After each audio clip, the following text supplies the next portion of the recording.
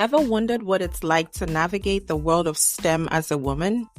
Welcome to Dear Woman in STEM, a glimpse into the diary of a Black woman in STEM. Myself, Lillian Judy. As a plastics engineer and a voice for women in STEM, I'm here to inspire and keep it real with you. I explore the multifaceted experiences of women in STEM, from my personal achievements and work challenges to my friendships, finances, and so much more. This is Dear Woman in STEM. Let's get started. Welcome to Chapter 1 of the Dear Woman in STEM podcast, Season 2. My name is Lillian Judy, and I am your host. For those who don't know me, I am a Black woman in STEM, originally from Ghana in West Africa. I embarked on a journey to pursue my bachelor's degree in America, and that journey is what has birthed Dear Woman in STEM. So if you found the podcast, welcome, and I hope you stay. I hope you're encouraged and inspired and empowered by all the stories and conversations that we have on here. I want to pour into you even more. So when I started this podcast journey, I was chasing a dream.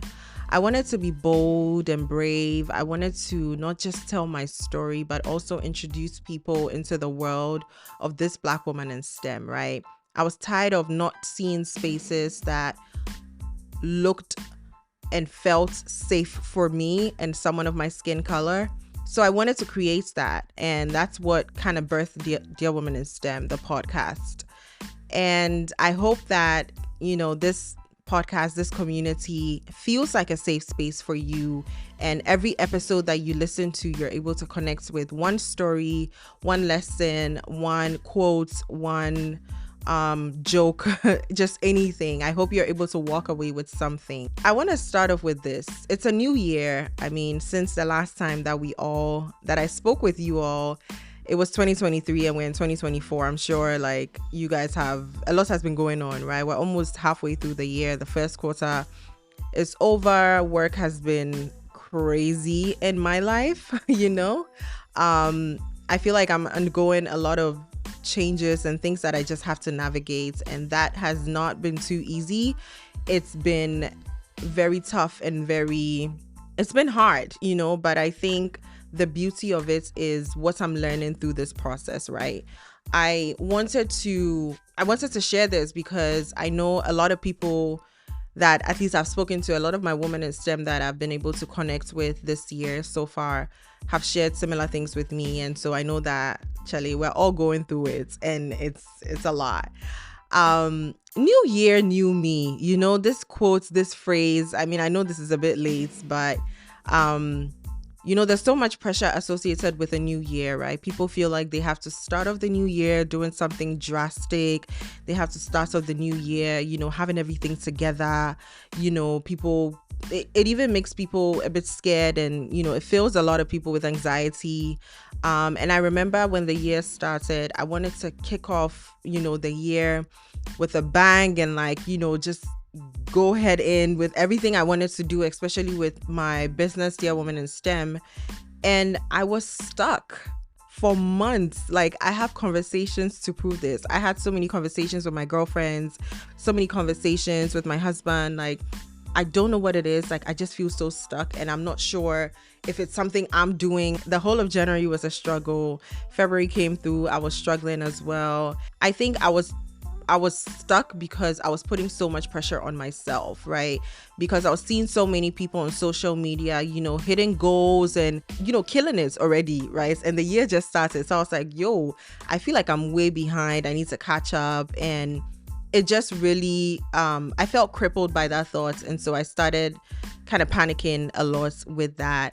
But when I took a step back and I realized that everybody's running their own race, everybody is on their own journey.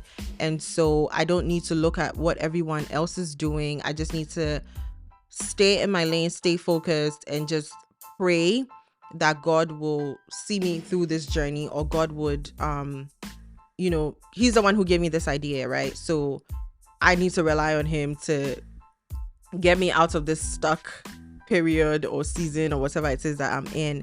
And I remember I started praying about it intentionally, and like within a short time, like I was back in my bag, like, creating content and writing things out and planning and doing all these fun things. And I was like, wow, it's crazy how we don't even realize the impact that putting unnecessary pressure on ourselves really has, right?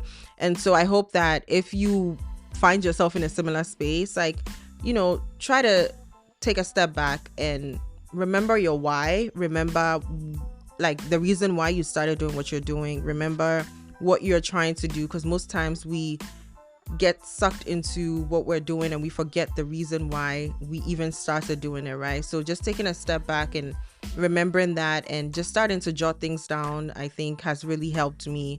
And I started journaling a lot. Like there's this, I don't know if you guys have seen this, but there's an app on the iPhone now. It's called the Journal app. I started using it and it's been really helpful, because I'm someone that I didn't know how to journal. Like a lot of my friends would say, oh, just journal. I'm like, I don't know what that thing is. Like I just can't relate.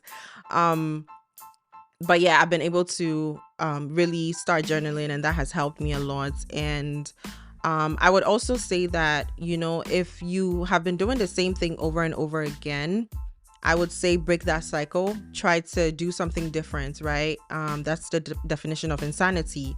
Doing the same thing over and over again and expecting a different result. Even working out, that was something that was big for me. I was complaining about, working out and being fit and losing weight and stuff. And then I was like, wait, but you're actually not doing anything. So how do you expect it to change?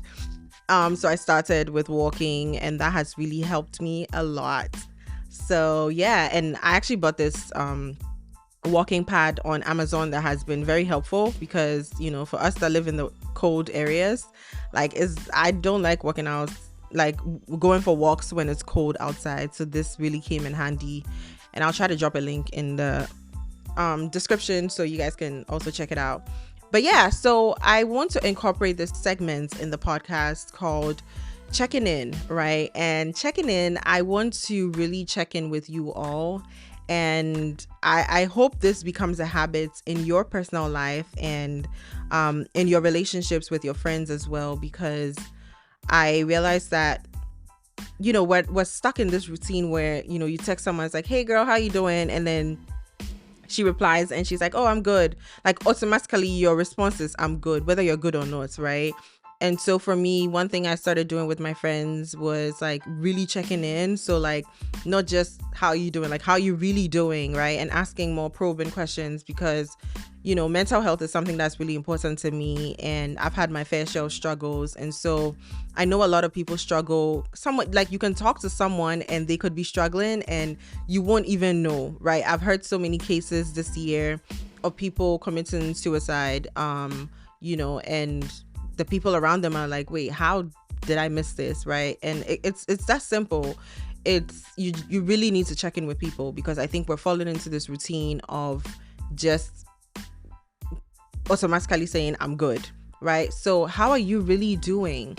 And I noticed that when I start asking my friends that thing, it changes the entire conversation. It's like the conversation starts with, hey girl, how you doing? And she's like, I'm good.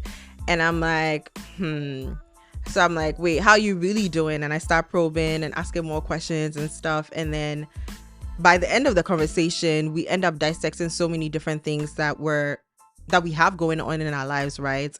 And so I think you need to, take time for yourself, check in with yourself, right? Be intentional about how you're really doing, how your mental health is. And I have this friend, anytime she texts me, she's like, girl, how is your heart? And I always thought that was so weird. I'm like, what? Right? But then the more she asked me, the more I started like taking a step back, like, oh wait, how is my heart? It's like, am I okay? Like, how is that? Right? And so I started to really take that in. So I'll be checking in with you all a lot more. So this first episode, I'm just going to tell you a lot about what's going to be happening. And like, it's just going to be a lot about everything. I want you to be kind to yourself. I want you to, if you're someone like me and you pour so much into everyone around you, you sometimes forget to pour into yourself, right? you sometimes forget to like check in with yourself. You forget to like just even do things for yourself. Be intentional about what you do for yourself, right? And so I want you to, like maybe have some prompt questions, right? How are you doing? How is your heart?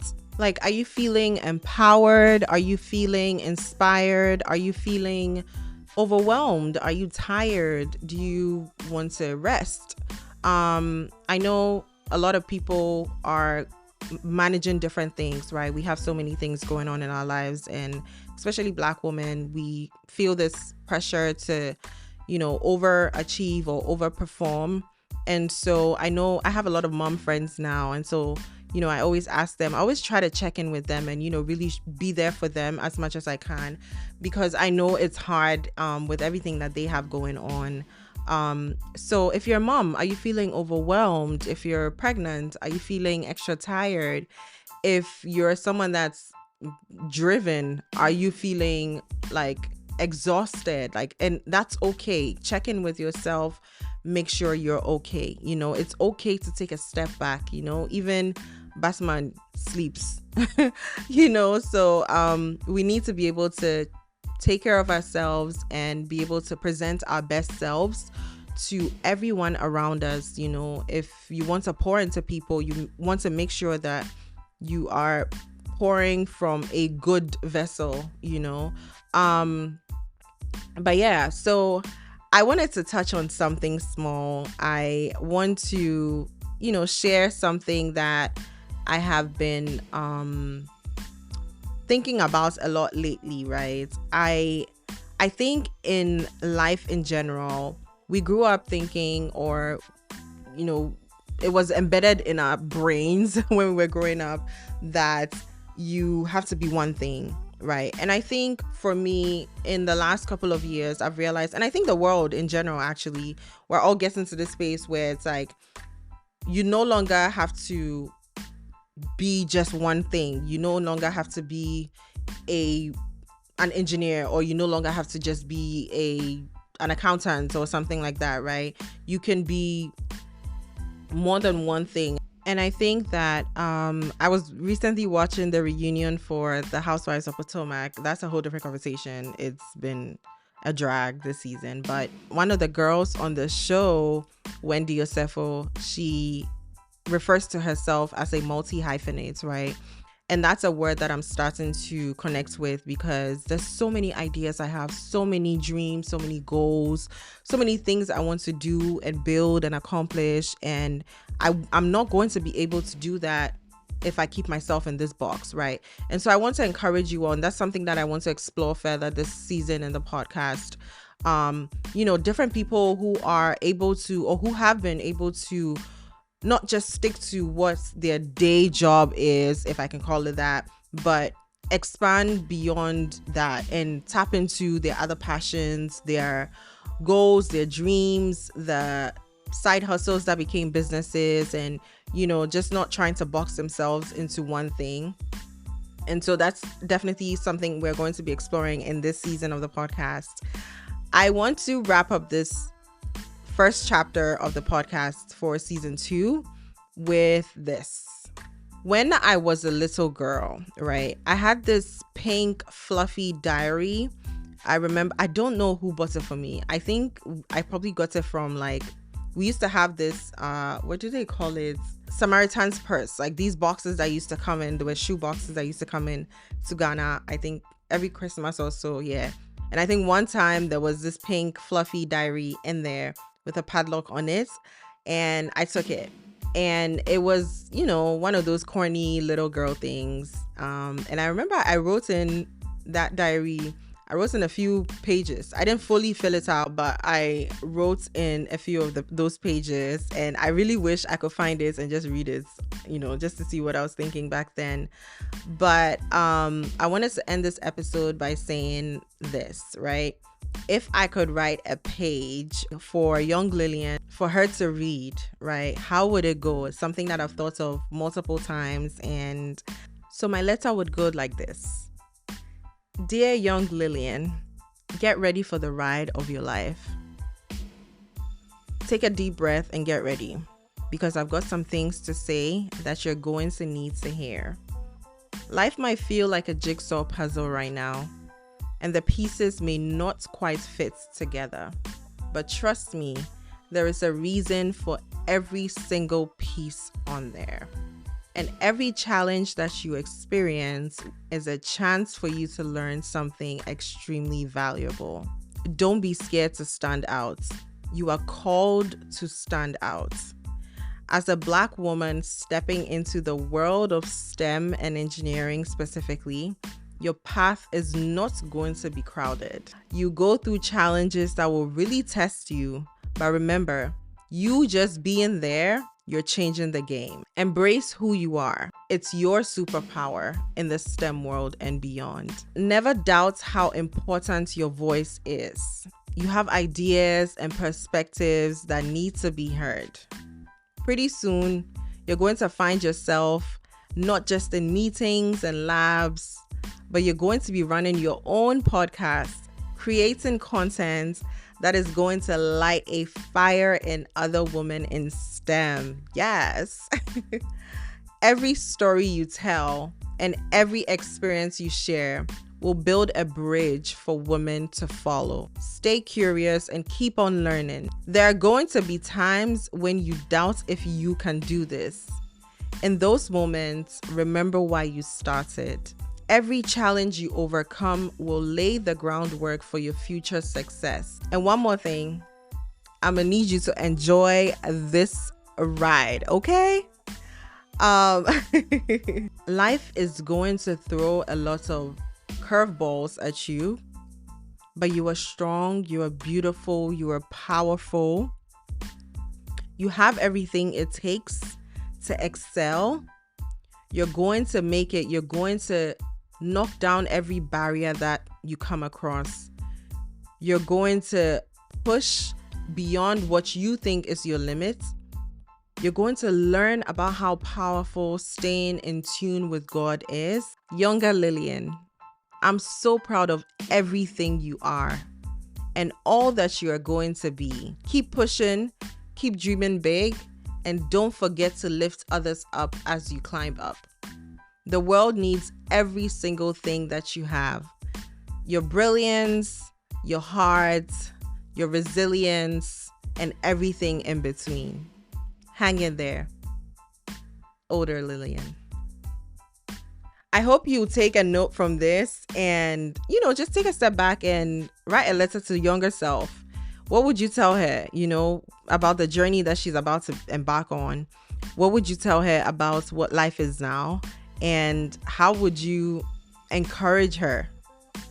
I hope you've enjoyed this episode. Don't forget to like and subscribe to the podcast. Leave us a review, rate and review the podcast. It really helps the podcast be discovered by other people.